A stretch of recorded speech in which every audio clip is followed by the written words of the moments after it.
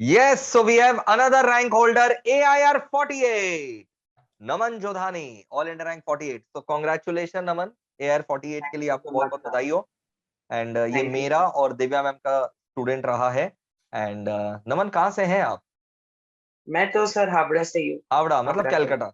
कलकत्ता हावड़ा एक ही है। Yes sir.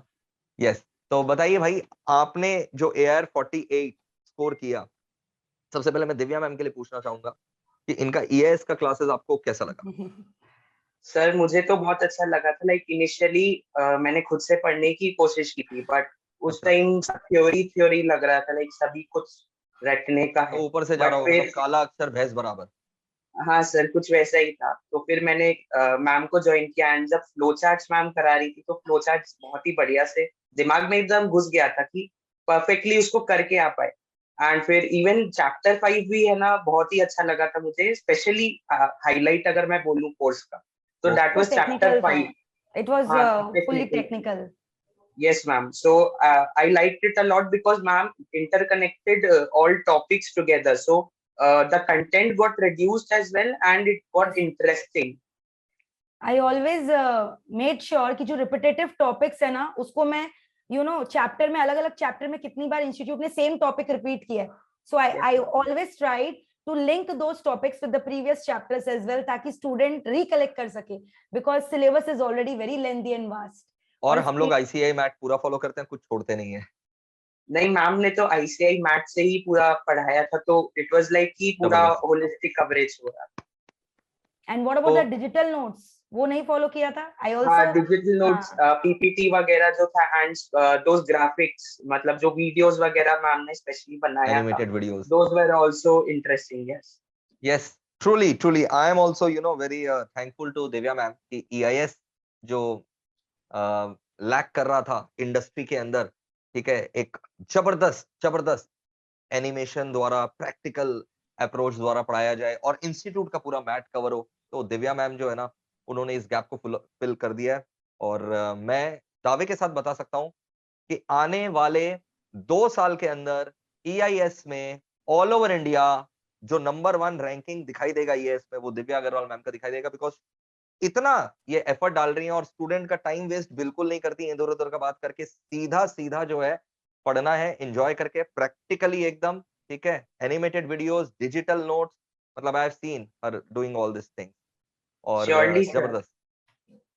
Sir I would like to ask one question to Naman. Naman, मेरे को आप Yes, एक चीज बताना कि EIS जब आपने खुद से पढ़ा तो आपको, मतलब जैसे EIS सब्जेक्ट को बहुत बदनाम किया हुआ है कि बहुत थ्योरेटिकल है, बच्चों मतलब बच्चे ऐसे रिटेन नहीं कर पाते, बट मैंने ट्राई किया। आई नो कि ये देखो, इसमें है कि हमें चीजों को लर्न करना पड़ता है, बट मैंने ट्राई किया एक रिवोल्यूशन लाने का कि अगर आप चीजों को समझ कर पढ़ो तो आप रिटेन कर सकोगे, अपने आप चीज याद हो जाता है। तो क्या आपको ऐसा क्लासेस करते वक्त फील हुआ कि बहुत सारे ऐसा टेक्निकल कॉन्सेप्ट्स है जो शायद हम लोग डेली लाइफ्स में यूज करते हैं बट हम लोग उसे जानते नहीं है? जैसे अगर आपने cloud computing, grid computing, virtualization, ये सारे टॉपिक्स कवर किए होंगे, तो आपको पता है कि हम लोग आर्टिकलशिप ये सब में भी यूज करते हैं, but many of the students are not aware of it. That is why they don't find interest in this particular subject, because उन्हें लगता है ये थ्योरी है। क्योंकि गलती इसमें मुझे ऐसा लगता है बच्चों का नहीं है, उन्हें ठीक से समझाया नहीं जाता है। So that is why they end up considering this subject as theoretical, and then they look hatred, they develop an hatred feeling for this subject. तो आप yes, मुझे ma'am. नमन बताओ, आई वुड रिक्वेस्ट यू कि आप सारे student fraternity को बताओ कि ये सब्जेक्ट एक्चुअल में कैसा है। Yes, ma'am. Actually, before joining your classes, मतलब मेरा दो चीज था जो मेरे को इन्फ्लुएंस कर रहा था। फर्स्टली कि जो नोशन EIS-SM के अराउंड बिल्ड हो गया था कि पूरा 500 पेजेस EIS बस रटना ही है, उसको लाइक 10 पेज रोज रटो, 20 पेजेस रोज रटो, वैसा चल रहा था। एंड सेकेंडली, क्लास 8 में मैंने लास्ट कंप्यूटर पढ़ा था। लाइक 9 से मैं प्योरली कॉमर्स स्ट्रीम में था। तो एक मतलब वो हो जाता है कि मुझे बिल्कुल पसंद नहीं था। तो एक तो पहले से ही मेरा वैसा माइंडसेट ही बना हुआ था कि इसको जैसे तैसे निकाल लेंगे, वैसा माइंडसेट था। एंड सेकेंडली, जब मैं खुद से सेल्फ स्टडी कर रहा था तो उस टाइम कुछ वैसा प्रैक्टिकली कुछ इसका एप्लीकेशन समझ नहीं आ रहा था। इट वाज लाइक कि बस मतलब एक सेंटेंस बना के रख दिया, वो सेंटेंस का मीनिंग समझ नहीं आ रहा था कि एक्चुअल में क्या एप्लीकेशन हो रहा है एक्चुअली। करेक्ट। सो True. मैम वही क्लासेस के थ्रू जो एनिमेटेड वीडियोस वगैरह था, एंड फिर आपने जब यूजेस बताया कि ये एक्चुअल में ऐसे ऐसे अप्लाई हो रहा है, ये फ्रेज का ये मीनिंग है एक्चुअल में, तो तब है ना थोड़ा कंसेप्चुअल अंडरस्टैंडिंग आया, जिसके वजह से मैं पेपर अटेम्प्ट कर। जबरदस्त, जबरदस्त, वेरी awesome, गुड। जबरदस्त। एंड नमन, यस आपका AR48 आया। यस बहुत लोग पूछते हैं कि सर पूछिएगा रैंक होल्डर लोग से, उन लोग का सिलेबस कितना महीना पहले कंप्लीट हो जाता है, ठीक है? तो आपका सिलेबस कितना महीना पहले कंप्लीट हो गया था एग्जाम्स के? सर, मैंने लगभग 3.5 मंथ्स लास्ट का रखा था रिवीजन Correct. के लिए, क्योंकि 2 ग्रुप लेके चल रहा था, तो आई बिल्कुल। थॉट कि 3.5 months would be necessary, like 1-2 bar revision के लिए। तो एंड क्योंकि 6-7 मंथ्स तक हम लोग 8 सब्जेक्ट्स के क्लासेस करते हैं, तो तब तक आते आते मतलब जो स्टार्टिंग के सब्जेक्ट्स रहते हैं वो बहुत ही पीछे छूट जाते हैं, तो उसको वापस रिवाइज करने में it takes a bit of time. So बिल्कुल। आई थॉट कि 3.5 months were necessary for me to revise. नहीं नहीं, बिल्कुल सही स्ट्रेटेजी था।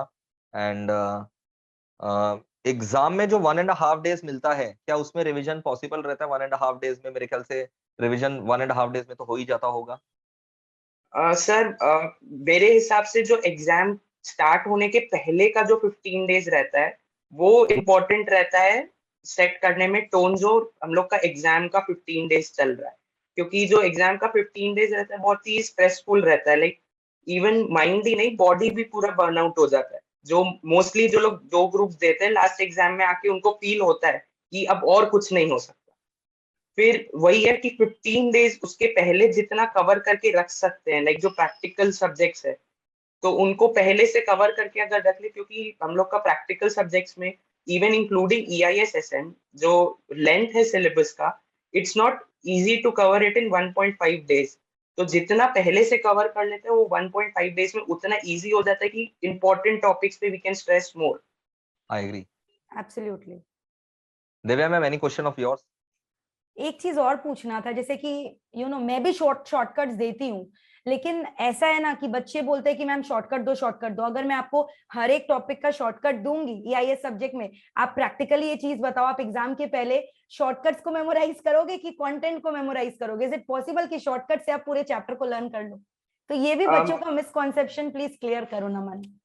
मैम एक्चुअली मेरे को जो लगता है कि इंपॉर्टेंट टॉपिक्स के जो अब्रिविएशंस, एक्रोनिम्स वगैरह जो शॉर्टकट्स हैं एब्सोल्युटली। वो उसके लिए वर्क कर सकता है, पर हर चीज के लिए करने जाएंगे तो इंपॉर्टेंट टॉपिक्स का भी जो एक्रोनिम्स है वो भी उसमें मिक्स हो जाएगा। करेक्ट। तो हाई चांसेस है कि एग्जाम में कुछ और ही याद आए जो मतलब होना चाहिए था। लाइक एक मैं एग्जांपल देता हूँ, पूर्वी जो था हाँ, जिसमें यूजर, वेबसाइट, इंटरनेट वगैरह यस। लगता है, हाँ, दैट जहाँ वाज मैंने an important topic. That was an important, और इसीलिए मैंने इंश्योर किया था, मेरा जो वीडियो दिखाया था मैंने हाँ पूवी मैम, पूवी नाम इतनी बार उसको मतलब हाइप अप कर दिया था कि बच्चे चाह के भी उसे नहीं भूल सकते। जब भी ये वर्ड एग्जैक्टली। आएगा आपको याद रहेगा वो ई कॉमर्स के कंपोनेंट्स का बात हो रहा है। यस मैम, वो ई कॉमर्स के कंपोनेंट, क्योंकि वो बहुत ही मतलब रिपीटेड क्वेश्चन था एंड राइट। उसको लर्न करने में लाइक वो बहुत ही हेल्पफुल था। पर वहीं अगर हर टॉपिक के लिए देने लग गए तो ये जो पूर्वी का यहाँ पर जो एक सेट हो गया कि इस चीज के लिए है एंड मुझे ये याद रहेगा, तो वो थोड़ा डाइल्यूट हो जाएगा एंड हो सकता है कि एग्जाम में याद नहीं है। यस। चलो बहुत बढ़िया नमन, आपने सारे के सारे जो सक्सेस स्ट्रैटेजी अपने शेयर किए। इस वीडियो में हमने खास करके जो है दिव्या मैम जो है EIS को इतना ब्यूटीफुल बना रखी है उसके ऊपर ज्यादा फोकस किया, क्योंकि बहुत सारे बच्चे जो है वो EIS से परेशान रहते हैं। And thank you, wish you all the very best Naman, God bless you. And to all the viewers out there, Divya ma'am का EIS-SM का EIS एंड SM मेरा मैराथन रिवीजन सब आने वाला, आपके लिए टेंशन ना ली।